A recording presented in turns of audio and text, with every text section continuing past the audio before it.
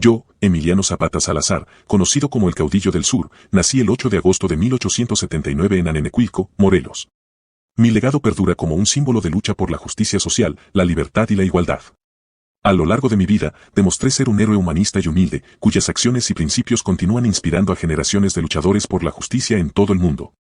La famosa cita de Porfirio Díaz, estuve tranquilo hasta que se levantó el sur, refleja la importancia de nuestro levantamiento en contra del porfiriato.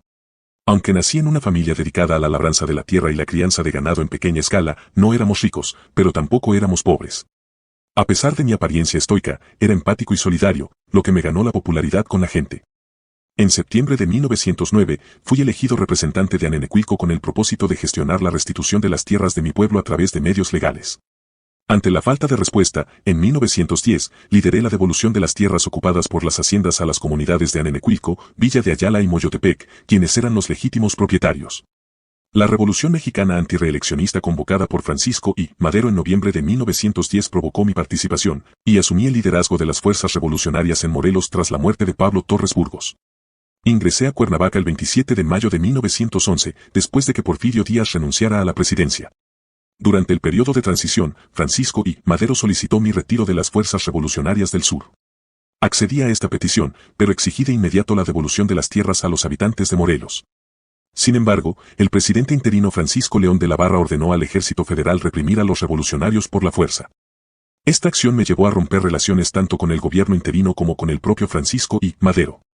Acusé a Madero de traicionar los acuerdos previamente establecidos y de llevar a cabo una revolución a medias por permitir que alguien que no luchó ni apoyó la revolución gobernara. Esta decisión de Francisco I. Madero se debió en parte a su carácter conciliador e ingenuo, lo que finalmente resultó en la tortura y muerte de su hermano menor, Gustavo Amadero, la muerte de su vicepresidente, José María Pino Suárez, y su propia muerte. Mi ruptura con Francisco I. Madero llevó a una persecución en mi contra, así como a una serie de críticas y difamaciones por parte de los periodistas partidarios de Madero. La hostilidad entre Madero y yo continuó durante su mandato como presidente. Proclamé el Plan de Ayala, denunciando la traición de Madero por incumplir con sus promesas de campaña para los más marginados y solo preocuparse por los de su misma clase. Cuando Victoriano Huerta dio un golpe de Estado, la represión contra campesinos e indígenas del sur fue brutal, como siempre acostumbraba Victoriano. Cuando Venustiano Carranza llegó al poder para intentar resolver los problemas que se venían arrastrando desde la partida de Porfirio Díaz, e incluso antes, la reconciliación conmigo ya no era una posibilidad. Preferí aliarme con Francisco Villa, cuya causa era afín y cercana a la del pueblo y los más humildes, al igual que la mía. Sin embargo, la alianza no podía perdurar. Mi único objetivo era buscar paz, bienestar y justicia para los campesinos e indígenas, mientras que Francisco Villa, si bien también buscaba eso, tenía ambiciones de poder y gloria. Yo, en cambio, rechazaba la política en general, considerando a los políticos, sin excepción, como traidores y mezquinos. Por lo tanto, decidí regresar a Morelos, mientras Francisco Villa continuaba combatiendo a los carrancistas. Me enfoqué en estabilizar Morelos y mejorar las condiciones de vida de las personas, considerándolo un deber moral. Fue la primera vez que mi estado experimentó la democracia. La epidemia de influenza española azotó a mi gente, causando estragos. Preocupado, acepté el apoyo del coronel Jesús Guajardo, un constitucionalista. No confiaba fácilmente, por lo que le puse a Guajardo una prueba, fusilar a 50 de sus propios hombres que antes de unirse a los constitucionalistas me habían traicionado a mí. Guajardo pidió autorización a Pablo González y Venustiano Carranza, quienes no dudaron en aceptar matarlos. En la hacienda chinameca, Guajardo me regaló un caballo y prometió armamento y municiones.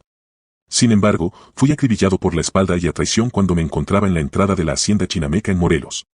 Caí en esta trampa que acabó con mi vida el día 10 de abril de 1919, aproximadamente a las 2 de la tarde. Tenía 39 años. Mi legado se mantiene vivo en la lucha por la justicia social y la reforma agraria. Mi Plan de Ayala, proclamado en 1911, sigue siendo un símbolo de la lucha por la tierra y la libertad en México. Fui un luchador social comprometido, defensor de los derechos de los campesinos y los más desfavorecidos. Mi lema, Tierra y Libertad, sigue resonando en la lucha por la justicia en todo el mundo y es un símbolo de la revolución indígena y campesina. También abogué por el derecho a la huelga y la emancipación de las mujeres. A lo largo de mi vida, mantuve mis ideales intactos, a pesar de los cambios en el gobierno. Mi alianza con Pancho Villa y mi dedicación a la causa de los desposeídos son ejemplos de mi compromiso con la justicia social.